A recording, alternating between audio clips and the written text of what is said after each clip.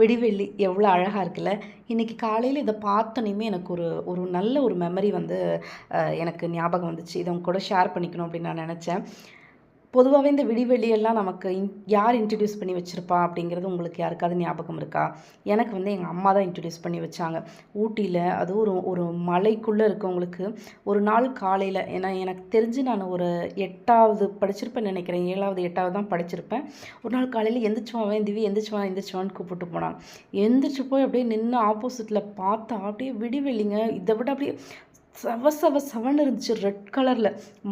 முறையாக நான் அப்படி பார்த்த மாதிரி எனக்கு ஒரு ஞாபகம் அன்னைக்கு. அதை பார்த்துட்டு எப்படி இருக்குல்ல அப்படின்னு சொல்லி எங்கள் அம்மாட்ட அவ்வளோ சந்தோஷமாக அதை ஷேர் பண்ணிக்கிட்ட ஒரு ஞாபகம் வந்துச்சு.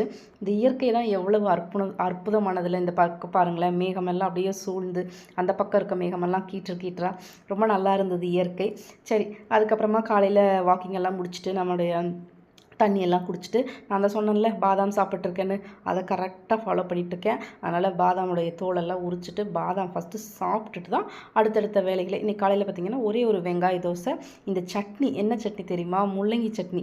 உங்களுக்கு யாருக்காவது முள்ளங்கி சட்னி தெரியுமா? இல்லை இந்த மாதிரி ரெசிபியெல்லாம் உங்களுக்கு வேணுமா அப்படிங்கிறத வந்து சொல்லுங்கள், நான் செஞ்சு காமிக்கிறேன். எனக்கு ரொம்ப பிடிச்சது. அதுக்கப்புறம் கருப்பு கவனி அரிசி கஞ்சி ரொம்ப நல்லா இருக்குங்க. எனக்கு ரொம்ப பிடிச்சிருக்கு. வாரத்தில் ஒரு நாள் சாப்பிட்லாம் அப்படின்னு முடிவு பண்ணியிருக்கேன். ஆனால் இதை விட ஃபஸ்ட்டு டைம் வச்சது இன்னும் ரொம்ப நல்லா இருந்துச்சு. இந்த டைம் ஏதோ ஒன்று கொஞ்சம் கம்மியான மாதிரி இருந்துச்சு. அது கூட இந்த புடலங்காய் கூட்டில் பொரியல் வச்சு சாப்பிட்றதுக்கு ஆஹா என்ன ஒரு டேஸ்ட்டாக இருந்துச்சு அப்படிங்கிறீங்க. இவ்வளோ ஹெல்த்தியாக சாப்பிட்டாலும் நம்ம வாய் ஒரு அடங்காத வாய்.